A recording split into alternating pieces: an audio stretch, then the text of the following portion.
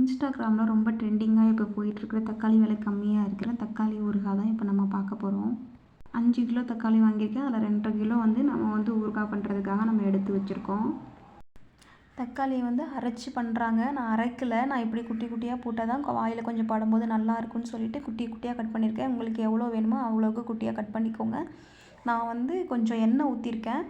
ஒரு 50 ml எண்ணெய் ஊற்றி அதில் தக்காளியை போட்டு நல்லா கொதிக்க வச்சு அதில் உப்பு அப்புறம் தேவையான அளவுக்கு புளி சேர்த்துருக்கேன். இது கண்டிப்பாக சேர்க்கணும். இது பார்த்துக்கோங்க. ஆனால் ஃபஸ்ட்டு போடும்போது எண்ணெய் போட்டுக்கோங்க. நான் எண்ணெய் போடுறத நான் வீடியோ எடுக்கலை. அப்புறம் இதில் நிறைய டிப்ஸ் நான் சொல்லியிருக்கேன். அதை நீங்கள் பார்த்துக்கோங்க. பார்த்துட்டு உங்களுக்கு ஓகே அப்படின்னா இது செஞ்சு ட்ரை பண்ணி பாருங்கள்.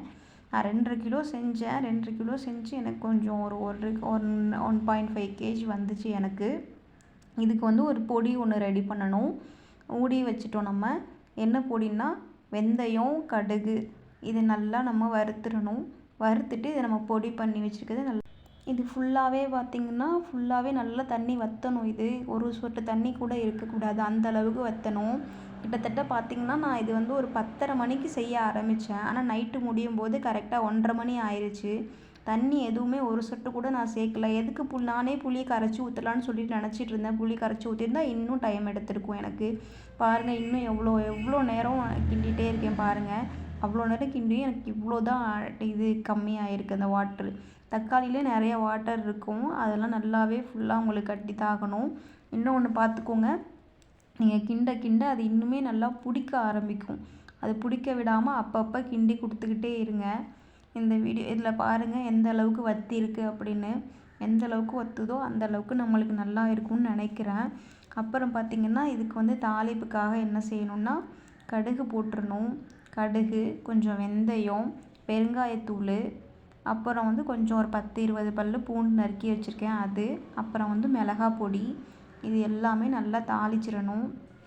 நல்லா தாளிச்சிட்டு நம்ம நல்லா லாஸ்ட்டாக அந்த நல்லா கிரேவி மாதிரி நம்ம ஊறுகாய் மாதிரி வற்றி வச்சுருக்கோம் இல்லையா, அந்த தக்காளி மட்டும் அது கூட நம்ம சேர்த்துடணும். எந்த அளவுக்கு அது நல்லா இது பண்ணியிருக்கு பாருங்கள். இப்போ நான் அது கூட சேர்த்துட்டு நல்லா கிண்டிடுங்க.